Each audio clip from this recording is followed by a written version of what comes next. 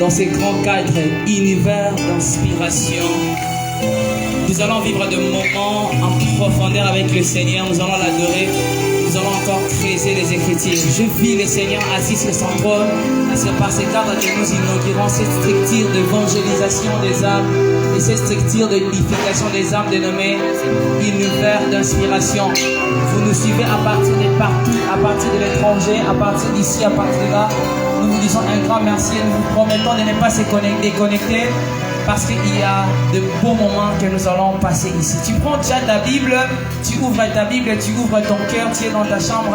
Nous voulons descendre dans la profondeur, creuser les Écritures et prendre les trésors et monter. J'aimerais dire à quelqu'un qui est en train de nous suivre, la Bible est en train de dire, même la nature ne vous enseigne-t-elle pas? Dieu a placé un enseignement dans la nature de telle en sorte que lorsque nous voyons la nature, nous voyons Dieu parce qu'il s'est révélé d'abord par la nature. Il a créé les eaux, mais il a mis le pétrole au fond de l'eau. De telle en sorte que si tu vois de l'eau, tu ne verras pas les pétroles. Si tu vois de l'eau dans le littoral, tu ne verras pas les pétroles. Mais quand tu commences à creuser, tu commences à descendre au fond, c'est alors que tu vas trouver les pétroles. C'est de la même manière avec la parole du Seigneur. Quand nous creusons les Écritures, nous découvrons les profondeurs qui sont cachées. Est-ce que nous pouvons acclamer très fortement tout le monde qui sont là, acclamer pour la gloire de Dieu et acclamer pour le Seigneur? Quand tu acclames pour le Seigneur, nous commençons à adorer Dieu. Tu réalises c'est Dieu qui est assis sur son trône. Tu réalises celui qui a laissé son trône et qui est descendu chercher un pécheur qui était parti loin de lui. Tu réalises celui qui a abandonné les honneurs, qui a abandonné tout ce qu'on pouvait lui donner comme grâce, comme chanson. Il a dit, papa, j'accepte d'abandonner ce trône pour quelques instants pour aller chercher un Silas qui est perdu, pour aller chercher un Enoch qui est perdu, pour aller chercher un Alex qui est perdu. Tu réalises que quelqu'un qui avait laissé son trône,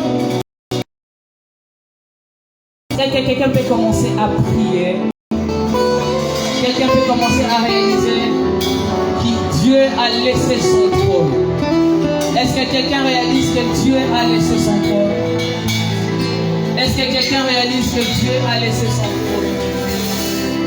Saul de Tarse qui était encore Koulouna à ce temps-là, qui était encore persécuteur à ce temps-là. Il était venu mourir pour des Koulouna qui nous troublent. Il était venu mourir pour ceux qui ne le connaissent pas encore. Est-ce que quelqu'un peut lever sa voix? Est-ce que l'ensemble peut lever la voix et commencer à adorer le Seigneur qui est assis sur le trône? Sois béni, soit qui est assis sur le trône. Sois béni, celui qui règne à jamais. Sois béni qui est au-dessus de toutes les choses. Tu as accepté d'abandonner ton trône pour moi. Tu as accepté, Seigneur, de venir dormir dans les mêmes conditions que l'homme.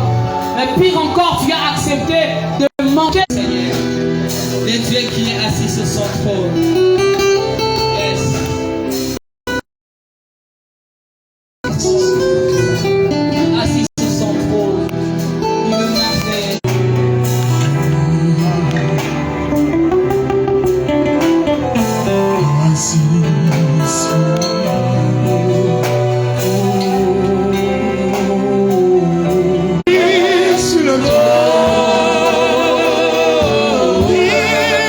Jamais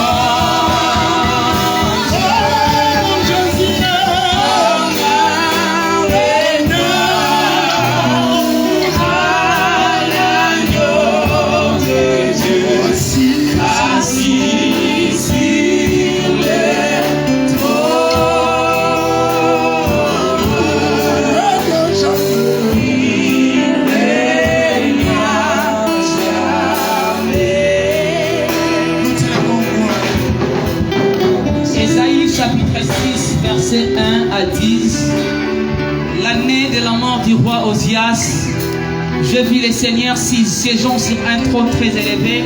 Je suis dans la version Semer. Le pan de son vêtement remplissait les temples.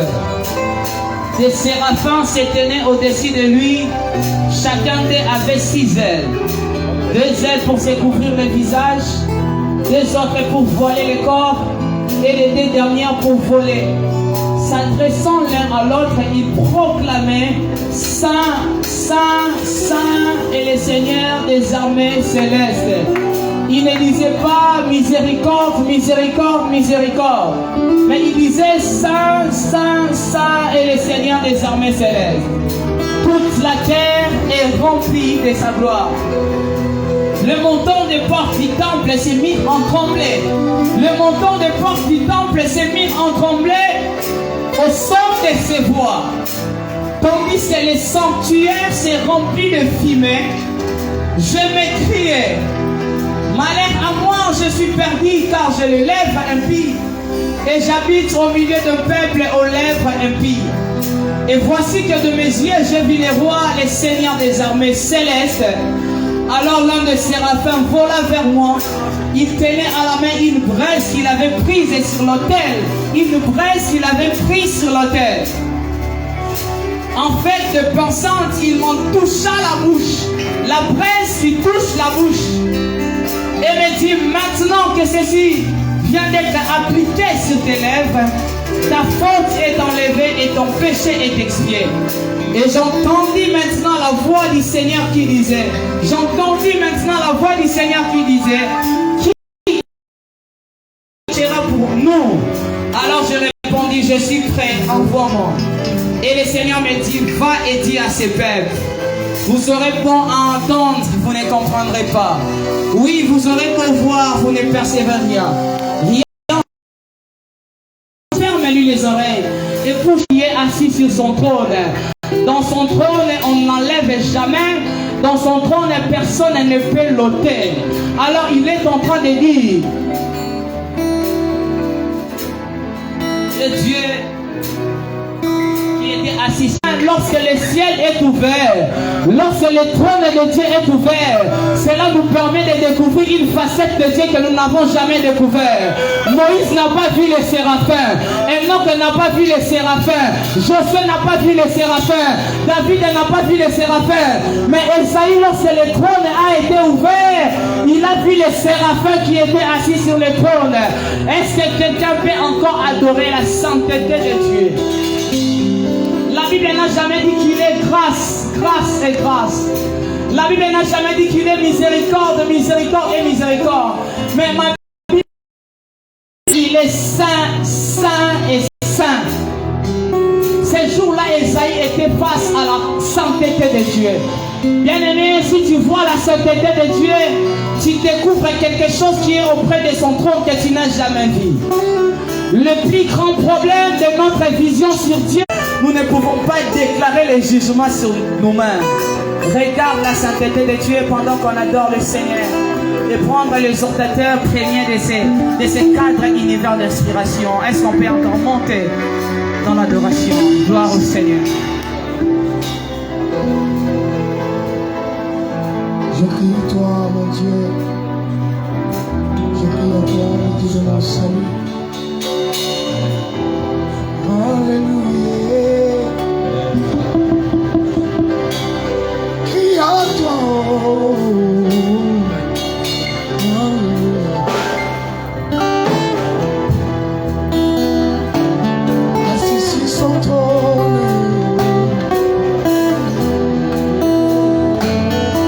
Assis sur son trône. Oh.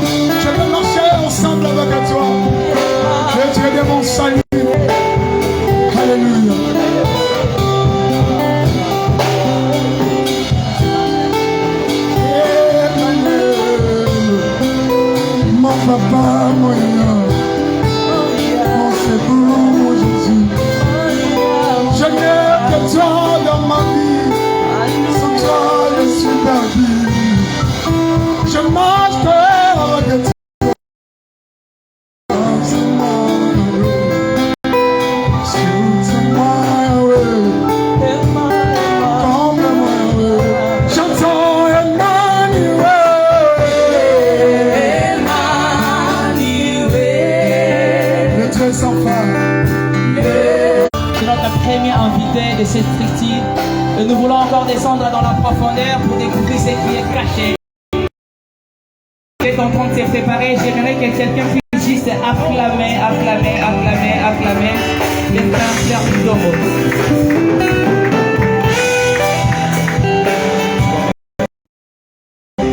Est-ce qu'on peut réellement acclamer pour le Seigneur? Merci de l'avoir fait pour les patriotes au ciel pour nous, pour cette génération. En tout cas pour moi c'est un ami. C'est un ami de très longtemps. Nous étions avec lui quelque part. Et par la grâce de Dieu, nous sommes en train de continuer. Amen, amen. Je bénis le Seigneur assis sur les trônes. Je vis le Seigneur assis sur les trônes très élevés. Et pendant que j'étais en train de méditer sur les sujets, le Saint-Esprit m'a donné un sous-thème que je vais partager avec nous. Je ne sais pas si tu es heureux de recevoir ce sous-thème avec moi. Manifeste ta joie, manifeste ta joie. Si tu es en train de me suivre, je voudrais que tu cliques sur like, que tu partages la vidéo pour que la plupart des personnes nous voient. Amen, amen. Je suis dans le livre d'Ésaïe. En tout cas, c'est le texte que Saint, Saint est l'Éternel des armées. Toute la terre est pleine de sa gloire. Les portes firent ébranler dans leur fondement par la voix qui retentissait et la maison s'est défimée. Que Dieu bénisse sa parole. Est-ce qu'on peut acclamer pour la parole de Dieu? Est-ce qu'on peut acclamer pour la parole de Dieu? Gloire à Dieu. J'aimerais que tu élèves déjà ton esprit parce que nous serons en train de décoller dans l'écoute de la parole de Dieu. Amen, amen. Alléluia.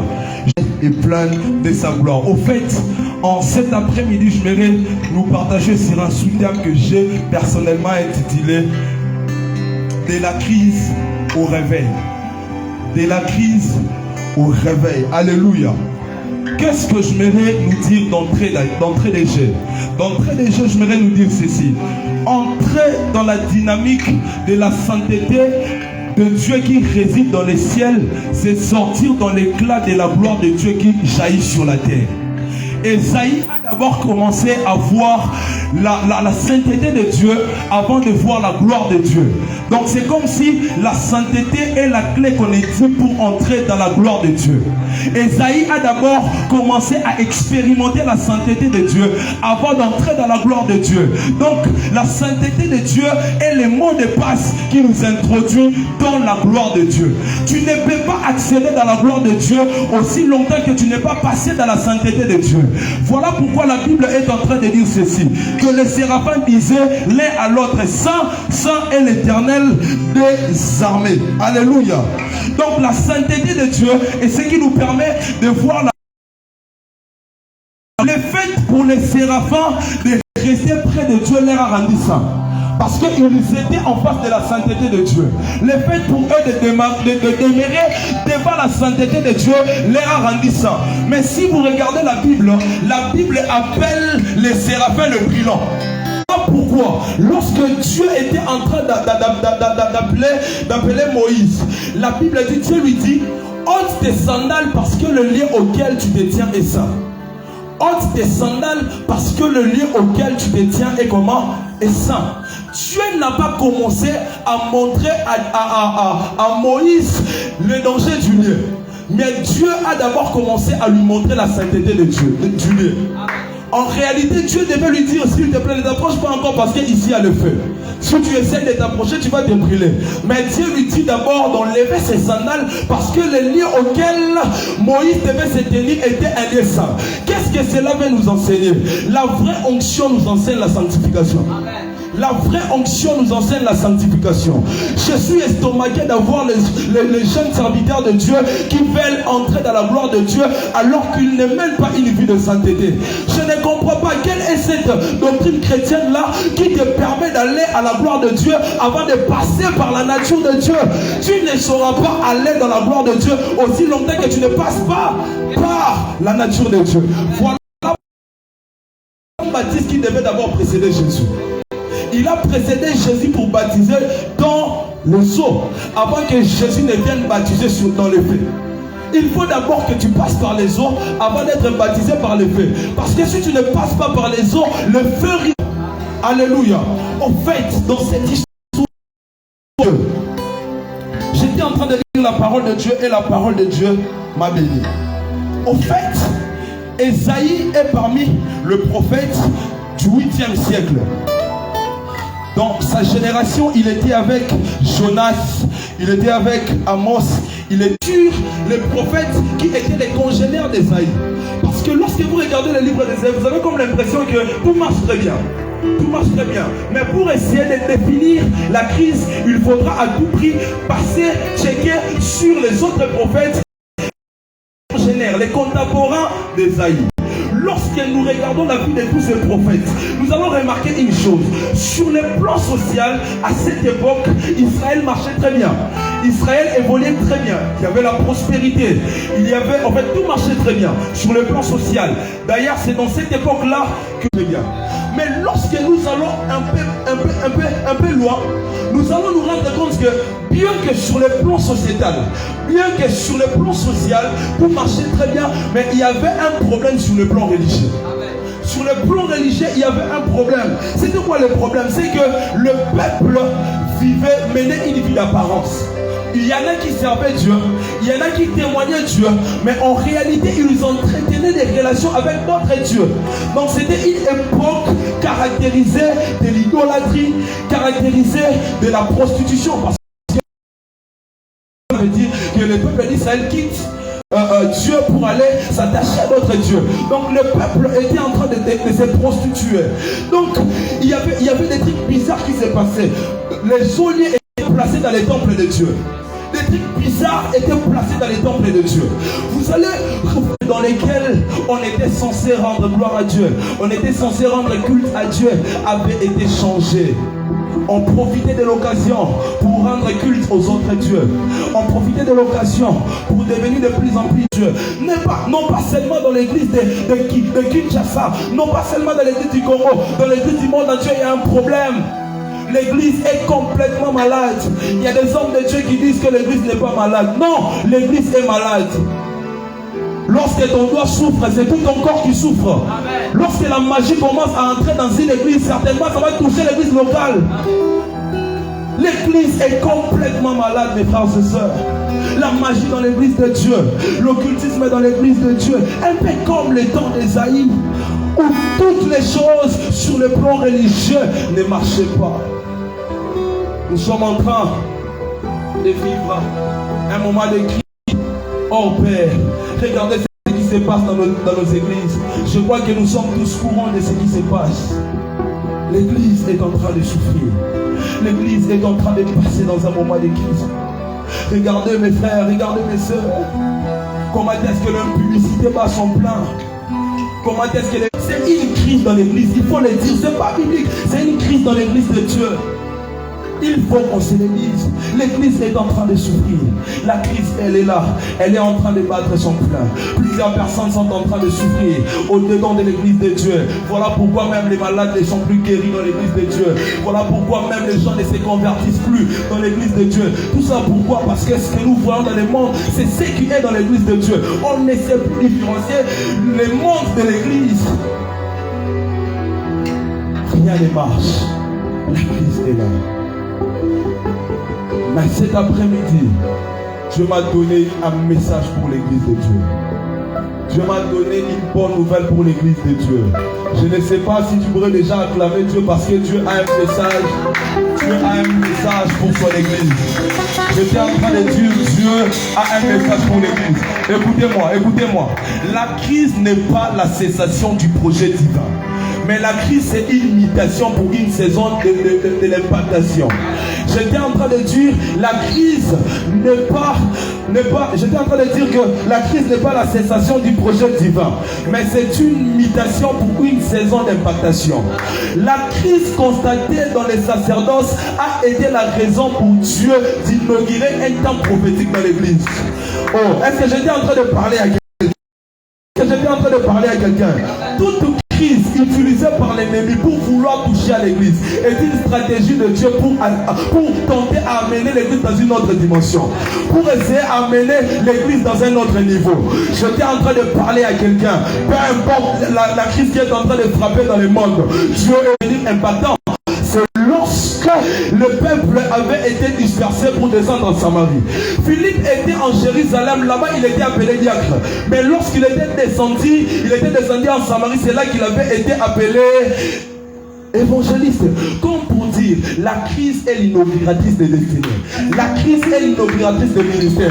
J'étais en train de parler à quelqu'un cet après-midi. Dieu est en train d'introduire ton ministère. Dieu est en train d'introduire ton ministère. Là-bas, tu n'étais pas considéré. Mais ce moment de crise est venu pour t'introduire dans une autre dimension. Est-ce que j'étais en train de parler à quelqu'un? Est-ce que j'étais en train de parler à quelqu'un? Quand est-ce que Samuel est entré dans le ministère? Répondez-moi, c'est pendant les moments de crise. Quand est-ce que Moïse est entré dans les moments dans son ministère? C'était pendant. Quand est-ce que Jésus est entré dans son ministère? Quand est-ce que les apôtres étaient introduits dans leur ministère? Comme pour dire, la crise est la maternité des gens qui sont des porteurs des destinées prophétiques. Est-ce que j'étais en train de parler à quelqu'un? Est-ce que j'étais en train de parler à quelqu'un? Dieu est en mesure de susciter un puissant ministère à partir d'un deuil national. Lorsque le roi était mort, c'est alors que le ministère d'Esaïe avait été élevé. J'étais en train de prophétiser pour quelqu'un. La crise est en train de frapper, c'est en train de lever ton ministère. J'étais en train de parler à quelqu'un. Les circonstances difficiles par lesquelles l'église est en train de passer sont les stratégies de Dieu pour t'introduire dans ton ministère. Et j'aime une chose. La Bible dit ceci. Est-ce que je peux me lever avant de clôturer? La Bible dit ceci. C'est Esaïe qui est en train de voir.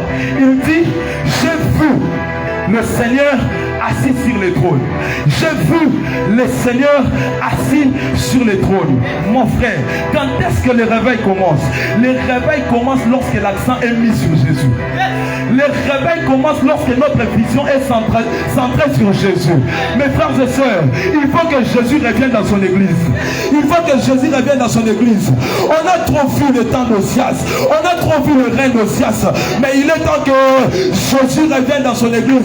Pourquoi Jésus est appelé à revenir dans son église? Parce qu'il est le seul qui n'a jamais péché. Mes frères et sœurs, dans le ministère de Jésus, dans son ministère il y avait des femmes. Dans son ministère il y avait des femmes, mais on n'a jamais lu dans la Bible où Jésus avait couché avec une femme. Il faut que Jésus revienne dans son église, parce que Jésus ne blague pas avec les femmes. Nos pasteurs aujourd'hui nous font des trucs bizarres, mais il faut que Jésus revienne dans son église.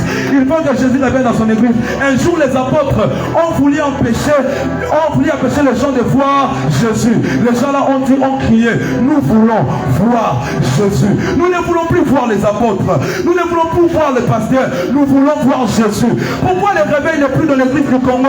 C'est parce que nous avons enlevé le nom de Jésus. C'est parce que nous avons mis de côté le nom de Jésus. Il faut que Jésus revienne dans son église. Il faut que Jésus revienne dans son église. C'est que j'aime avec Jésus. Lorsque son nom est cité, les malades sont guéris. Lorsque le nom de Jésus est cité, les démoniaques sont délivrés. Lorsque le nom de Jésus est cité, il y a un réveil qui va entrer. Mes frères et sœurs, on est trop en train de se moquer de l'église de Dieu. On est trop en train de blaguer avec l'église de Dieu. On est trop en train. Et moi, cet après-midi, je suis en face des porteurs de réveil. Par vous, Dieu sera en train de changer l'image de son église. Aujourd'hui, mes frères et sœurs, on ne sait plus amener les gens. On ne sait plus amener les malades dans l'église. On ne sait plus amener les démoniaques dans l'église. On a pris une maman, on l'a emmenée chez une maman là-bas au coin là pour la traiter de match. Je dis Seigneur, si tu me donnais les dons de guérison, est-ce que cet homme irait là-bas? Mes frères et sœurs, Dieu est en train de restaurer les dons de guérison dans l'église. On verra les matchs être guéris ici. On verra les matchs être guéris ici. On commence à crier à Dieu. Il faut que le réveil vienne. Il faut que le réveil vienne. Peut élever encore sa voix, il faut que le réveil vienne. C'est dans ces temps de crise que Dieu est en train de faire naître des ministères qui sont puissants. J'ai vu un Goliath qui s'est levé, il était en train d'insulter l'armée de Dieu vivant pendant 40 jours. J'ai vu un Eliab qui avait l'armée, mais qui ne pouvait pas battre Goliath. J'ai vu un Saoul qui avait l'armée, mais qui ne pouvait pas battre Goliath. Mais j'ai vu un David qui est arrivé dans le lieu du trône, dans le Dieu de la guerre. Il a dit comment les dieux simples peuvent être insultés. Comment les dieux simples peuvent être insultés. La plus grande des choses, c'est parce qu'ils ont touché à la sainteté de Dieu. lorsqu'ils ont touché à la sainteté de Dieu, j'aimerais dire à quelqu'un, lorsqu'on touche la sainteté de Dieu, Dieu te fait armé pour combattre les armées puissantes et les vaincre. Saoul avait l'armée, mais il avait les armées, il avait les Goliath, il avait toute personne de puissant à son armée. La sainteté de Dieu, il a dit malheur à moi car je suis un homme pécheur. Malheur à la maison, malheur au lieu auquel j'habite. Nous sommes en train de vivre une église apparente. Nous sommes en train de vivre des chrétiens apparents. La spiritualité est maintenant mesurée au nombre de vies sur les réseaux sociaux. Où est le Jésus qui ne voulait qu'il ne soit pas vu? Où est le Jésus, la vie de Jésus dans les chrétiens? Où est la vie de Jésus dans les hommes? Seigneur, nous sommes inclinés encore ta tête. Si nous restons comme Eliab, Goliath ne tombera pas. Si nous restons comme Chama avec nos armures, Goliath ne tombera pas. Mais si on regarde à la sainteté de Dieu qui est touché, Goliath tombé. Le Dieu de David est aussi notre Dieu. Le Dieu de David est aussi le Dieu des frères Clerly Congo. Le Dieu de David est aussi le Dieu des frères Alex. Le Dieu de David est aussi notre Dieu. S'il nous voit avec la motivation de l'honorer, de faire respecter son nom et de lui faire connaître au peuple, il nous soutient. On ne prendra pas l'armure de Goliath pour combattre. On ne prendra pas l'armure de Saoul pour combattre Goliath. Non, non, non, les ressources de l'Éternel sont suffisantes. Il s'impière. L'armure de Saoul nous donnera l'identité que Dieu ne veut pas de nous. Ça nous empêchera de marcher. On ne prendra pas leur magie. On ne prendra pas leur fil. On ne prendra pas leurs choses qu'ils mettent dans la langue. Parce que l'univers de l'inspiration, ça s'appelle la parole de Dieu. Est-ce qu'on peut encore monter dans l'adoration et dans la prière? Toi qui nous suis en ligne, tu peux commencer à prier là où tu es. Il y a une onction que Dieu a déversée cet après-midi dans ces cas. Dieu veut oindre les adorateurs qui ne chanteront pas les chanta, qui chanteront Jésus. Alléluia. Est-ce qu'on peut faire monter encore nos âmes? Voir la sainteté de Dieu qui est touchée. Voir les temps de crise. Nous avons la vision d'un Dieu qui donne les miracles. Mais nous ne pouvons jamais vaincre Goliath si nous n'avons pas la vision de Dieu par rapport à sa sainteté. Parce que Eliab ne peut pas comprendre cela. Parce que Chama ne peut pas combattre cela.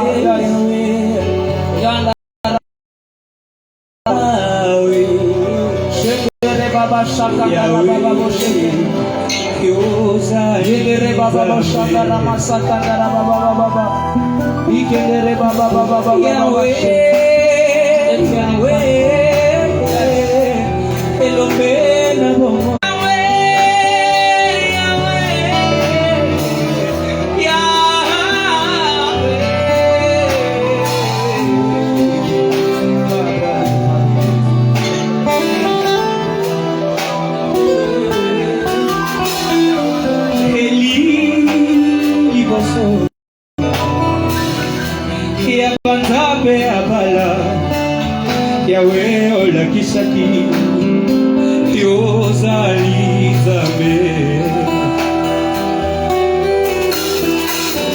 Eli liboso